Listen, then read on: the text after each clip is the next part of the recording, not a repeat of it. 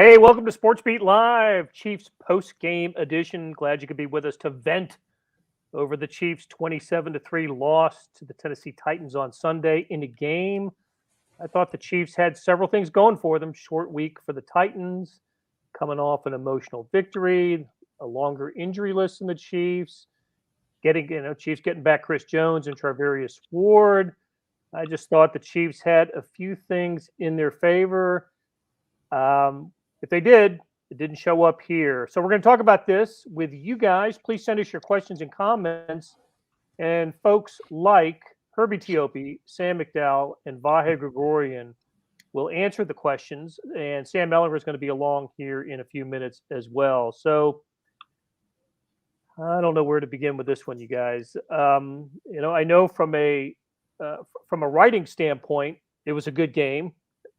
You got to dig in pretty early in this one. But when we do that, it's usually the other way around with the Chiefs having handled business and running away with things in the second half. This was a disaster and maybe change the way we think about the Chiefs. But let's try to process this game. Vahe, let's start with you. How do we begin to process what happened today and what is one of the worst, probably the worst regular season loss in the Pat Mahomes era, and one of the worst losses for Andy Reid as Chiefs coach? Well, let me turn it on you for a second, Blair. First, your report card headline, I think, said it all. Time for the parent-teacher conference. I also appreciated your Twitter send on this with the bad all over. Was that a bout of the Dave Clark 5 and glad all over? But look, here's the thing. I think a couple weeks ago, it seemed like a big thing that, you can tell they're just not invincible anymore. Boy, that's gone. Now the question is, in a way, even a matter of competence. I mean, there was a lot of stuff going on today in that first half that was really distressing. If before that pass to Travis Kelce near the end of the half, the Chiefs had more penalty yards than offensive yards, and the Titans had finished the half with 277. There was a time where I turned to Sam McDowell and said I didn't think there was any reason to think the Chiefs were going to stop the Titans on those last couple of drives of the half, and that proved true. And that's the thing. When you look at that and you just say, I don't see how they're going to do it. That tells you that, this is an SOS. Yeah, and Sam Ellinger's joined us. Sam, you didn't pull any punches in the Insta. You teed him up and let him have it pretty good. I think the Chiefs deserve it. I think today, if our feelings about the Chiefs didn't change after the Buffalo game, I think they have changed now based on what we saw today. I just don't know how you can look at them as a team that would stand among the best in the AFC. No, I mean they've lost to everybody in the AFC, right? Except for the Browns. They win the game at the end there with that interception by Mike Hughes. Thanks in part to the pressure by Daniel Sorensen. Let's give him credit. But no, I mean they're just a mess. I mean they're an absolute mess. They continue to disappoint at every moment. Every time that you think they're going to have this like old champions, counterpunch or whatever, they just disappoint you again. I mean, this was just absolutely non-competitive. I think it's either starting in 2017, Andy Reid had one loss. If you throw out week 17 last year, since 2017, Andy Reid had one loss by more than a score, and he's got two in the last 3 weeks. I feel like something is fundamentally broken, and it's a group that just gets its ass kicked, and then comes in, and the first thing that Tyrann Mathieu does is search for his name on Twitter, and it's like, I don't know. I don't know if that's the look of a team that's really going to get this back. You know what I mean? It's just they just keep stacking reasons to believe that this is gone, or at least that they don't know how to fix it. Blair, I thought that the Buffalo game gave us pause that this team was what it has been.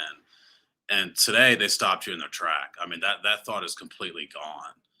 And I think that there's this alarming trend where there's sort of this is probably reading too much into the situation, but to me, it feels like they're still trying to beat Tampa Bay with the way that they're playing. That game in February is still hanging over this team more than they want to admit, and especially with the quarterback. Patrick Mahomes played panicked today in spots where he didn't need to play panicked. He threw a ball to Josh Gordon that Josh Gordon was never open on the play and was truly shocked that the ball came his way.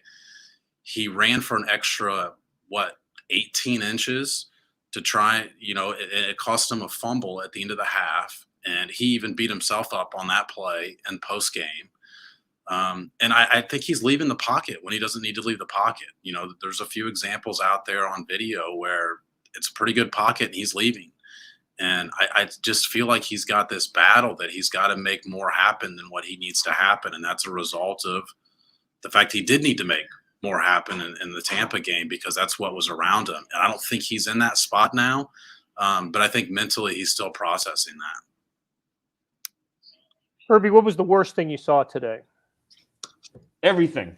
I'm glad Melly took the gloves off because, all of us remember the 2012 season, and I really loved reading Melly's thoughts back in those days under the Scott Pioli time. But, granted, it's not Scott Pioli level panic time. But the Chiefs team is definitely not who we thought they were. McDowell brings up the even this game. I didn't expect them to win this game. If y'all remember Friday's show, I was like, no, they're not winning. The Titans are going to win it because they don't have that air of invincibility anymore. This Chiefs team is but you scratch your head because of all the talent on it. But they're clearly not one of the league's elite because, as Melly pointed out, they've lost to all the AFC elite. They've lost to the Ravens. They've lost to the Bills, and now they've lost to the Titans.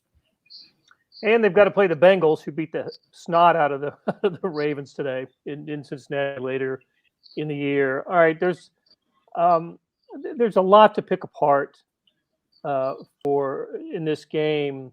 Started with the first possession, right? The Titans go down the field for the touchdown that Derrick Henry finishes with a pass, not a Derrick Henry run. And we should mention, and we'll mention it later in the show. Held to 86 yards and 3 yards per carry. And as Jason Collinsworth mentions, if you were to say Friday that the Chiefs were going to hold the Titans to under 30 points and under 100 yards rushing, you kind of like the Chiefs in that scenario, right? Absolutely, you would like the Chiefs in that scenario. But for them to give up scores on each of the Titans' 5 first-half possessions, first of all, Mike Vrabel is a heck of a coach. He schemed up a really good game plan. We've said it time and again, and we've seen it time and again. You keep Mahomes and this offense off the field. The Chiefs had one possession in the first quarter. Their second possession started with less than a minute to go in the first quarter, and by then they were down 14-0. So the defense was the problem in the first half. The offense was the problem throughout the entire game. And then there was that magical special teams moment late in the third quarter, I thought was kind of indicative and symbolic of the game when the Chiefs ran the punt team on, then ran the field goal team on, and then called a timeout because they didn't know what they were doing. And then Butker, misses a 57-yard field goal that he should never have tried in the first place. So that was, maybe one of my highlights of the game. Let's dig a little deeper though into Patrick Mahomes. Sam McDowell, you said it. There's all kinds of problems here, right? Not just ball security on the fumbles. I think he's maybe dropping too deep. I think that's affecting the way the offensive line plays and what the offensive line can do. And he's panicking too quickly. This is not the mature beyond his years quarterback that we have seen in his first 3 years as a starter. No, and it's not like they played the 85 Bears today. I mean, the Titans not only don't have a great secondary, it was a beat up secondary. I mean, this seemed prime for the opportunity for Mahomes to have his best day of the season. And he said that he was looking at the tablet on the sideline and seeing that guys were open, and those weren't the guys he was throwing to. And again, I just go back to it. The Chiefs had all these conversations in the offseason about the fact that they weren't going to be able to go for the home run all the time. And they had them publicly with all of us so often that we just all assumed that message was intended for the team as well. Eric Bieniemy said it before the season. Reed said it before the season. Mahomes said it before the season. And you just got the feeling that they were talking to the teammates through the media. And I wrote this in my story, but I'm starting to wonder if Mahomes was telling that to himself over and over again as well. Like, he needed to be reminded of that as well, because he got into a bad place today where it seemed like he was looking off guys that were open maybe 3 yards downfield. And that just wasn't enough for him because they were down. Something that he mentioned that I thought was a telltale sign of this was when he said he finally acknowledged he was pressing, which we've all been talking about for weeks, that we feel like the quarterback's doing that because of the way the defense is playing. And he says it's not because of the way the defense is playing. But then he mentioned that they gave up an opening drive touchdown. And I thought that was an indicator that it is because of the way the defense is playing. We're down 7-0 already. We got to make something happen quick. And I just thought he got early into that mode, or I should say earlier than what he's been in past games. This I've got to make something happen. We can't not score on this drive. We got a lot of people talking about the turnovers, but didn't the interception came first? But weren't they already down 17-0 when that happened, or did that lead to the field goal that made it 17-0? 14, I believe, but I could be remembering that wrong, but I think they were down 14-0 when he threw that. Okay. Well, look, the turnovers I can't believe we're talking about them again. And the fumble, the interception, even McCole Harbin's fumble at the end of the game, and inconsequential, but just careless, just very much carelessness on his part. So I believe. I don't think we can name a Chief that hasn't fumbled yet. So maybe they got that going for him. All right. Blair, if I can just interject this one thought, it's kind of interesting to Sam's point about Patrick acknowledging, how much it was in his mind that, okay, the Titans scored on the opening drive. So that's in his mind that way, but it's not in Andy Reid's mind enough to go for it on 4th down on that first drive. And it's sort of a minor point, but it seems to me to speak a little to not conflict, but just sort of disharmony in how they're feeling the game together. And to be clear, Vahe, you're talking about the first drive of the second half. Yeah, exactly. Thanks. Tell you what, I thought the offensive line had its worst game of the season. I don't think Mahomes helps his offensive line with some of the things that he does, but Trey Smith with his holding penalties and Orlando Brown, man, he got, how many times did he get beat? And I'll be looking forward to Sam Mellinger, when you break down the film of just, maybe how much of this is a product of Mahomes dropping back too much and changing the angle for an offensive line, for an offensive tackle. But Landry got in there, and I don't know how many times, not only did Mahomes get sacked multiple times, but he got almost got his head knocked off with the knee that took him out of the game, and got Chad Henne snaps for the first time this year. Herbie, I'm going to ask you about the offensive line, but you need to unplug your earphones and just talk right into the computer without anything plugged into your. Just unplug it from your computer and talk into that and see if that'll work better. Just want to get your thoughts on the offensive line. Sorry. Oh, now unmute yourself. Vahe, this has to be so comforting that it's not just you, right? 100%. All right, Herbie. We'll come back to you, Herbie. We'll come back. Did you guys think the same thing? Hello? There you are. I got you now, Herbie. So what was the question as I was going through technical difficulties? Vahe, you need to sit next to me.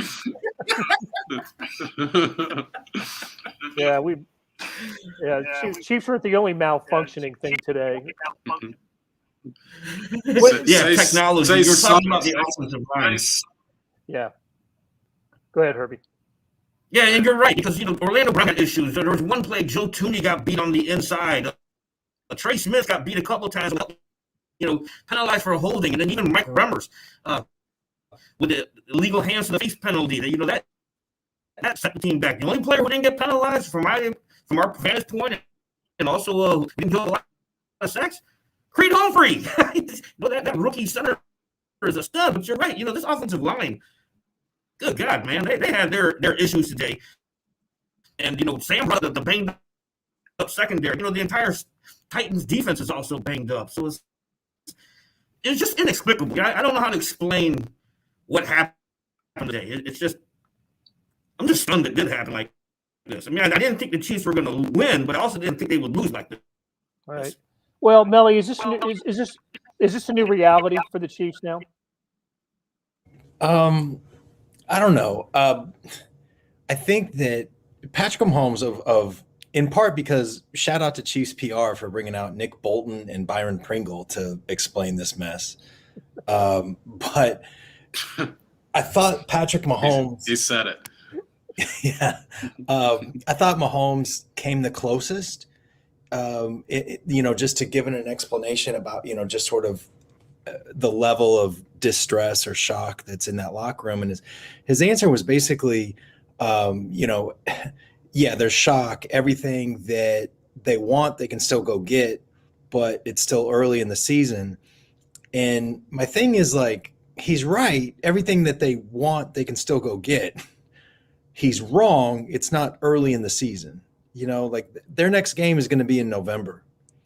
And Frank Clark has one fewer tackle than Marcus Kemp. And he has the same amount of sacks as everybody on this call. And this isn't just a Frank Clark problem. The offensive line, like you guys said, was terrible. They've had balls hit receivers and go for interceptions. They've had their unicorn quarterback making just some horrendous, terrible, backup quarterback mistakes. The defense can't tackle. They're getting no pass rush. They can't cover. I mean, it's a mess all over. And I guess what I was struck with today, as much as anything, is how big the gap is now between how the Chiefs see themselves and what they've shown themselves to be. You know what I mean? That is a big gap, because I still think that this group thinks that they're the swaggering, two-time AFC champions. And they're not. I mean, they've just gotten pants 2 out of 3 weeks now. And they've just got some. I'm not here to say coaches need to be fired or any of that stuff, but if this doesn't change, coaches are going to be fired. And that's the kind of situation that we're headed for unless they turn this around pretty quick. Well, to what extent can coaching change this? Because I thought this was an ill-prepared team today. I don't remember the last time I thought that they didn't have a good offensive game plan. That they did a good enough job on Derrick Henry, but Ryan Tannehill completes his first 11. When they seem to get a stop, L'Jarius Sneed with the defensive pass interference, and Fenton got one as well, as I recall, and for the second straight week, a screen pass on 3rd and long goes for a first down.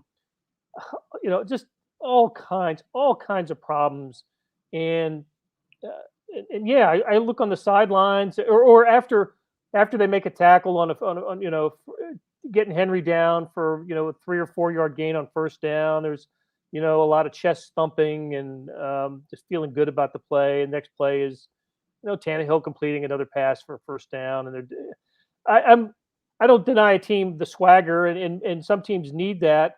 I guess what confuses me is pretty much the same players are that went to the Super Bowl a year ago are the ones that just look god awful today, and I'm having a hard time, rationalizing that how that can be.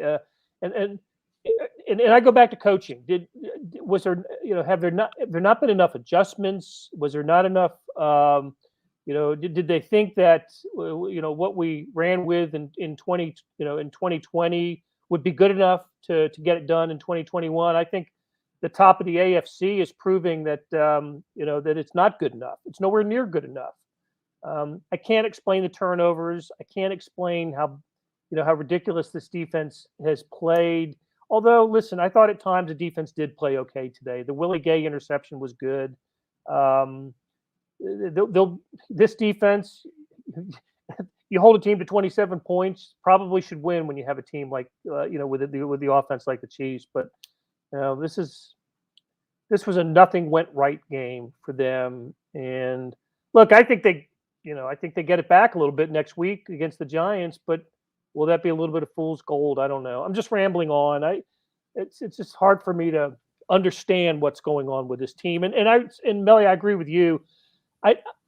Insufficient answers from Andy Reid today, who sounded to me too upbeat about the way things went, and certainly not not enough explanation on why things are going the way they are. I wondered in that post game, because I thought the same thing, because he essentially led with we're really close. Yeah. And was hitting a lot of positives. And to me, that was some old Bill Snyder, when they get blown out, he talks about the positives. And, because Andy, when they're doing really well, he talks about, well, we got some things that we need to fix and we know that and all that. I wonder how much of that was completely manufactured and intentional messaging from, Andy and or a meeting that he may have had with, Ted Cruz or whoever else in Chiefs PR about like, look, people are heated. Give them something positive or so. I don't know, but it wasn't credible. You're not close. That was not close. And the last time you played a credible team, which certainly wasn't last week, but the week before with the Bills, that one wasn't close either. He I was said really struck something. by that. Go ahead, Sam. Well, he said something that was really interesting in that opening statement that I'm trying to find the exact quote. He said, I'm seeing things that I haven't seen before. Right. And so first question out of the gate, I just asked him to elaborate on that to sort of decipher, do you mean the defenses are giving you stuff you haven't seen or just from your own team? And I just said, what do you mean by that? And he gave another sort of confusing answer and said, it's with the guys, just different guys that I've seen perform and not do certain things that were right there to do the right thing and make something happen. And it's bouncing the other way.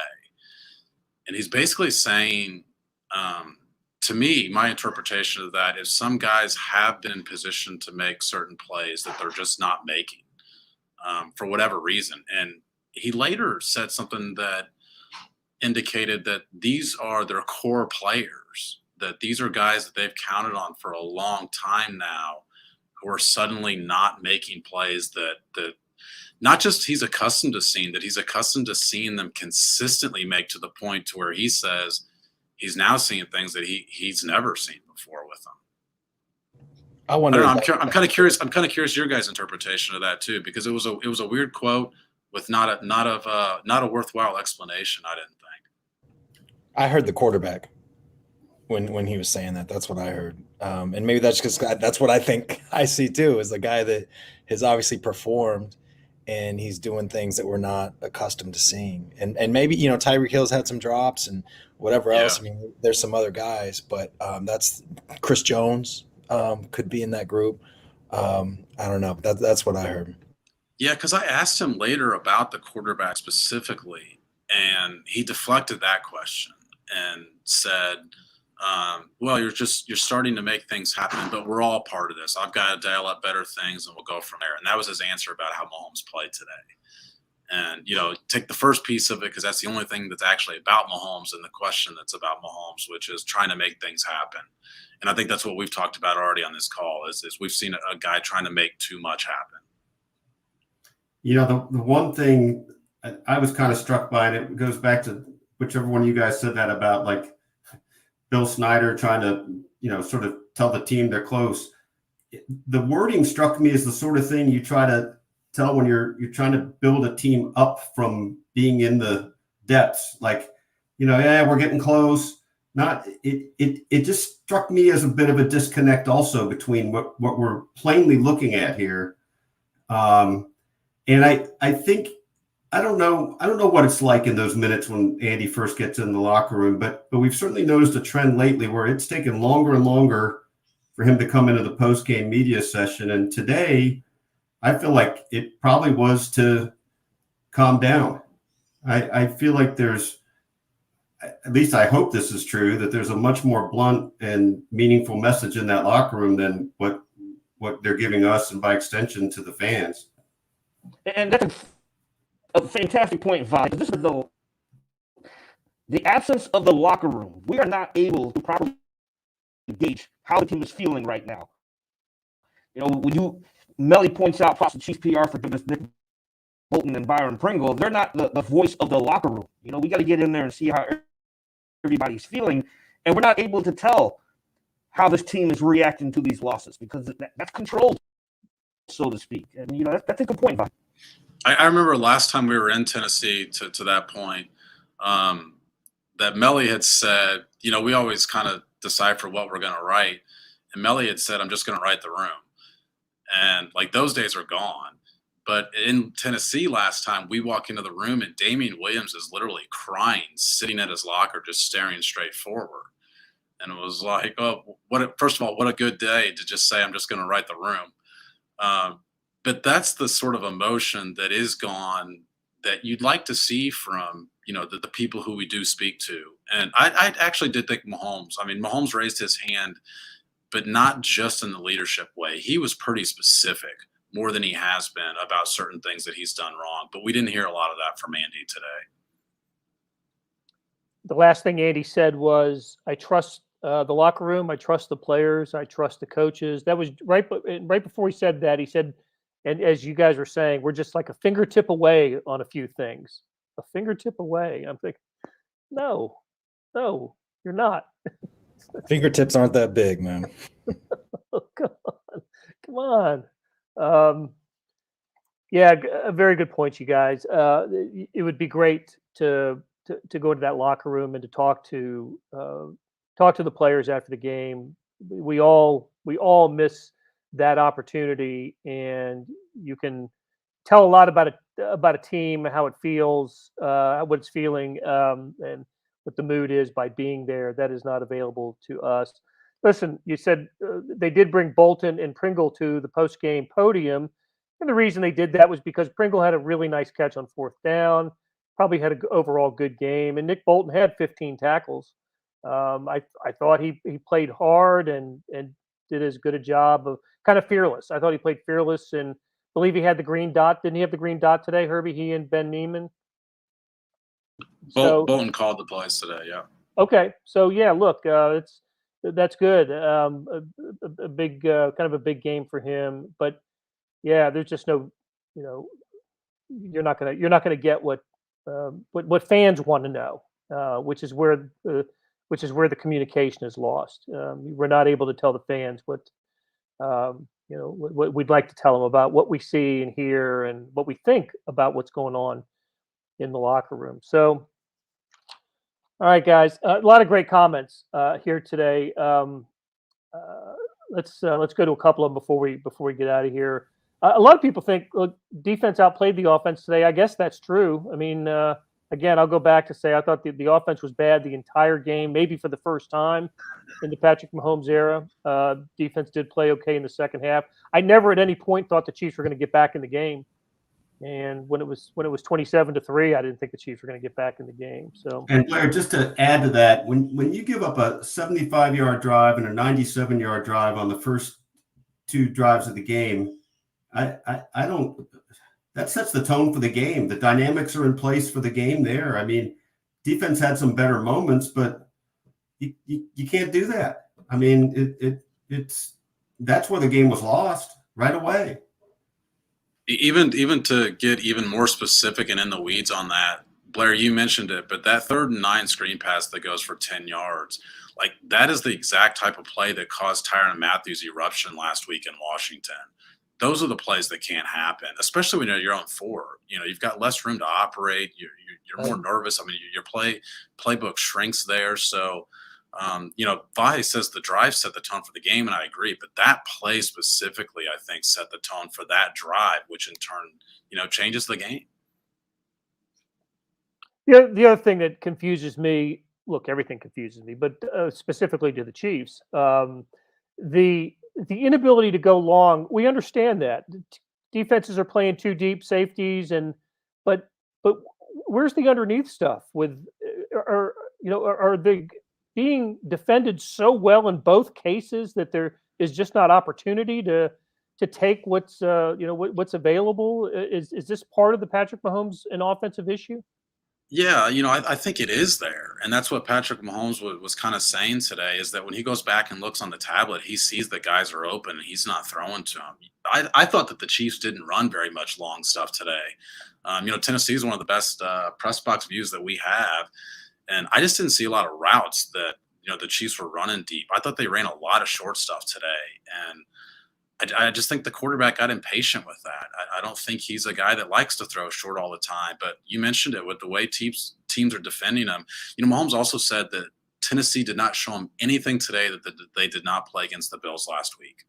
So this is the defense they expected. It's not about some sort of surprise scheme that they had to adjust to. These were the plays that they had specifically designed to face these guys today.